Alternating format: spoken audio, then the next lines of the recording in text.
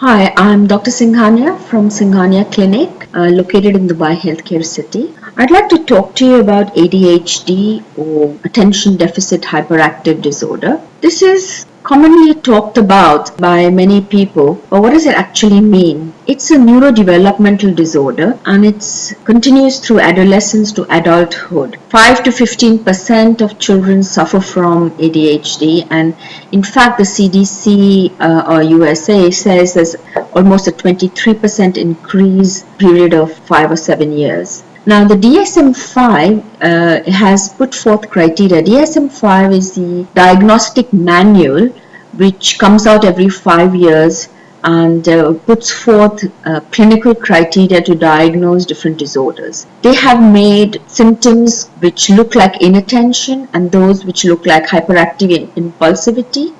And what they say is that these symptoms should be there before the age of 12 years, should be seen in the child for at least 6 months or more, and it should have significant impact on the school work, at home, behavior, social. So what is hyperactivity? Now many kids will run around, many kids will be, especially young boys, but when we talk about hyperactivity, these are some of the symptoms that the DSM-5 has put forth. The child is fidgeting with hands and feet, cannot remain seated. And this is not just not remaining seated, but when they are expected to, like in the classroom or in a mosque or at dinner time. They're feeling restless or they're running around. Now, of course, as you grow older, the running around is replaced by restlessness, climbing, or even talking too much. They have difficulty with quiet activities. They're always on the go as if they're driven by motors. And of course, like I said before, they tend to talk excessively. And then there is inattention. Inattention means inability to pay attention to a task at hand. So if they're given some homework or classwork to do, they may not be able to pay attention to that. They may fail to pay attention to details, and thus they will make careless mistakes. So they know that 2 plus 2 is equal to 4, but sometimes they may see 2 plus 3 and may write 5. So these are careless mistakes made because of lack of attention. They may have difficulty listening when spoken to. So when you're talking to them, you know that they're distracted, they're looking around, and they're not focusing on what you are saying to them. They may have trouble organizing tasks. Now this organization of tasks is not just in putting out your pencil, paper, and eraser, but also organizing your ideas. So an older child writing an essay or organizing an answer they have to give in the classroom, that becomes difficult. Many kids with ADD or ADHD avoid things that require long periods of mental effort, especially in areas they're not interested in.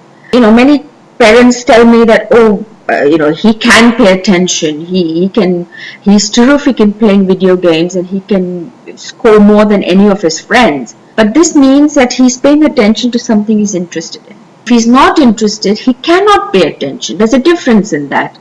One is not wanting to pay attention and one is cannot pay attention. And then this very fine line, because parents always feel that, he's not doing it because he doesn't want to do it. If the child has ADHD, it's mainly because he cannot do it. And not because he's not able. Many ADD people are very intelligent, but it's just because they cannot pay attention. Of course, they may constantly lose things, or they're forgetting their water bottle or their lunch box, or they're losing their books. And they keep forgetting things, in the sense you say, I've told this to you 100 times, why are you doing it again? Why do you have to keep repeating this instruction every day? There is impulsive behavior. That means not thinking before doing something or saying something. This is a part of the hyperactivity, but they may blurt out answers. When you're asking a question, even before you finish the question, they'll give the answer. They cannot wait their turn.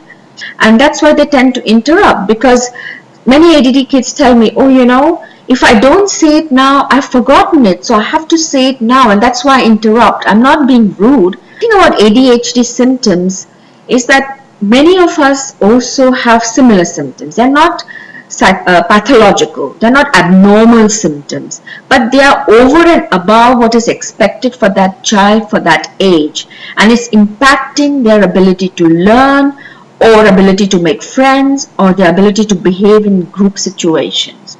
So if you feel your child has any of these symptoms, please seek help.